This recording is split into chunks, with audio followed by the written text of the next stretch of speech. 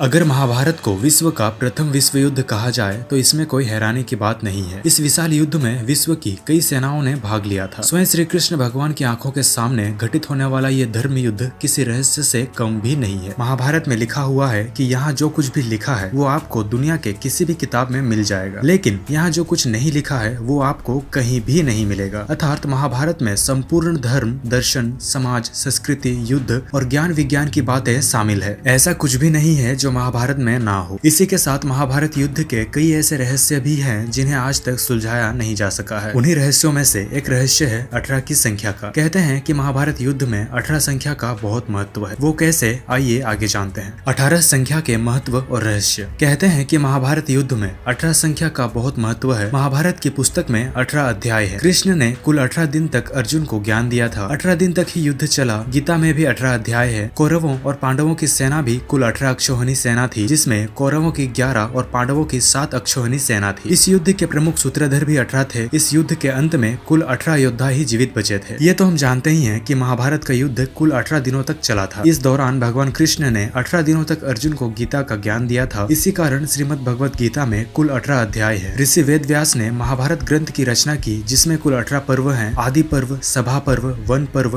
विराट पर्व, उद्योग पर्व, भीष्म पर्व, द्रोण पर्व, अश्वमेधिक पर्व, महाप्रस्थानिक पर्व, साप्ताहिक पर्व, स्त्री पर्व, शांति पर्व, अनुशासन पर्व, मौसल पर्व, कर्ण पर्व, शल्य पर्व, स्वर्गारोहण पर्व तथा आश्रमवासिक पर्व। आपको ये भी बता दें कि ऋषि वेद व्यास ने 18 पुराण की भी रचना की थी। कौरव और पांडवों की सेना और उनके योद्धाओं की संख्या। कौरवों और पांडवों की सेना भी कुल 18 अक्षौहिणी सेना थी, जिसमें कौरवों की 11 और पांडवों की 7 अक्षौहिणी सेना थी। इस युद्ध के प्रमुख सूत्रधर भी 18 थे, जिनके नाम कुछ इस प्रकार हैं: धृतराष्ट्र, दुर्योधन, दुशासन, कर्ण, शकुनी, भीष्म, द्रोण, कृपाचार्य, अश्वत्थामा, कृतवर्मा, श्री कृष्ण, युधिष्ठिर, भीम, अर्जुन, नकुल, सहदेव, द्रौपदी और विदुर। 18 की संख्या का एक लास्ट और चौंका देने वाला फैक्ट यह भी है कि महाभारत के युद्ध के पश्चात कौरवों की तरफ से 3 और पांडवों की तरफ से 15 यानी कि कुल 18 योद्धा ही जीवित बचे थे। अब सवाल ये उठता है कि सब कुछ 18 की संख्या में ही क्यों होता गया? क्या ये कोई संयोग था या इसमें भी कोई रहस्य छिपा हुआ है? अगर इस रहस्य से कोई पर्दा उठा सके तो महाभारत और भी अद्भुत ग्रंथ बन जाएगा। इसके बारे में आपकी क्या राय है कमेंट में जरूर बताइएगा, और अगर वीडियो अच्छी लगी हो तो वीडियो को लाइक जरूर कीजिएगा, और अगर चैनल पर नए हो तो चैनल को सब्सक्राइब भी जरूर कर लीजिएगा।